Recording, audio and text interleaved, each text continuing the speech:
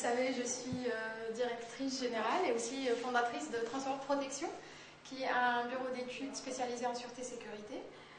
Et puis voilà, je vous invite à entrer pour rencontrer l'équipe et puis pour que je vous explique tous les détails sur l'entreprise. L'idée de créer Transport Protection m'est venue en début 2005, quand je travaillais en tant que responsable des moyens généraux dans une entreprise qui s'occupe de l'intégration des systèmes de sécurité. Donc là, connaissant le marché, j'ai vu qu'il y avait beaucoup d'intervenants qui s'occupaient de l'intégration, de l'installation, de la fabrication, mais très peu qui s'occupaient de l'étude et du conseil. Donc c'est de là que m'est venue l'idée. Je ne vous cache pas qu'au moment où j'ai annoncé l'idée, mon entourage le plus proche, c'est mes parents et mes frères et sœurs. Quand j'ai annoncé la nouvelle de ma démission pour monter une boîte à mes parents, ils étaient catégoriquement contre.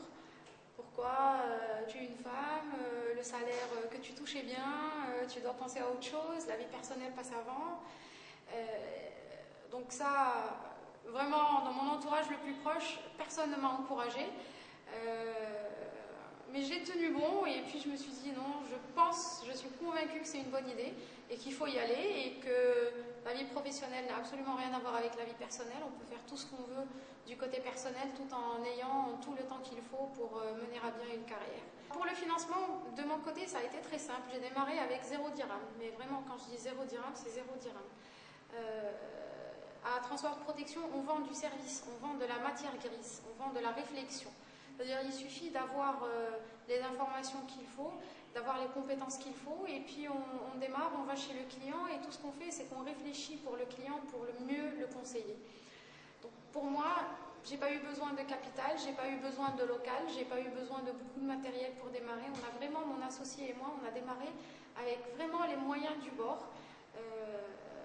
Et puis voilà, donc on n'a pas eu de problème au niveau de la création de l'entreprise. Par contre, quand l'entreprise a commencé, quand on a commencé à avoir un carnet de commandes assez garni et qu'il fallait investir dans du personnel, du matériel, etc., la première mauvaise surprise, c'est que les banques n'étaient pas du tout là. On a parlé de notre projet, on a présenté un vrai business plan à la plupart des banques de la place. Pour eux, c'était catégorique, aucune facilité de caisse tant qu'on n'a pas 3 bilans, c'est-à-dire ils voulaient qu'on attende d'avoir 3 années de vie pour demander une facilité de caisse.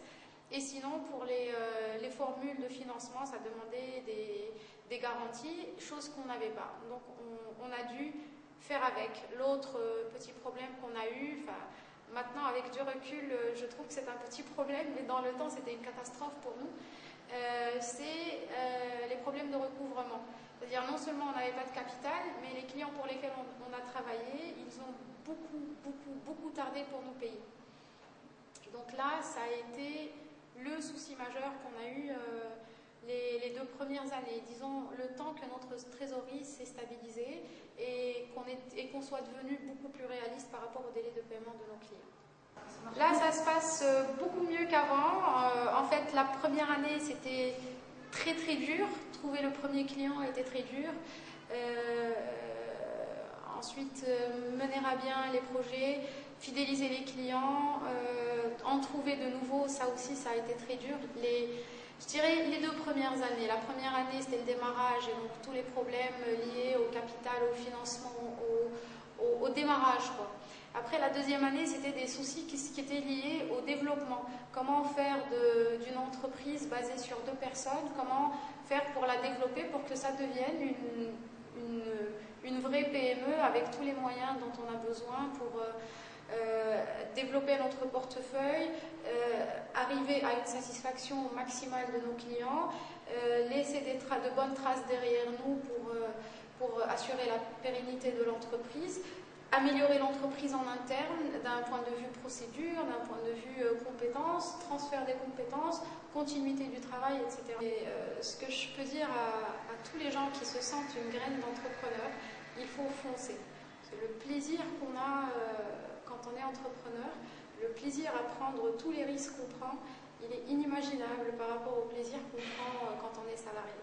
C'est beaucoup moins confortable. Les premières années, on gagne beaucoup moins d'argent. C'est même très difficile d'en gagner les premières années, on en perd surtout. Mais c'est un plaisir au quotidien. Un bon entrepreneur, c'est quelqu'un qui a le goût de la prise de risque et c'est quelqu'un de très persévérant.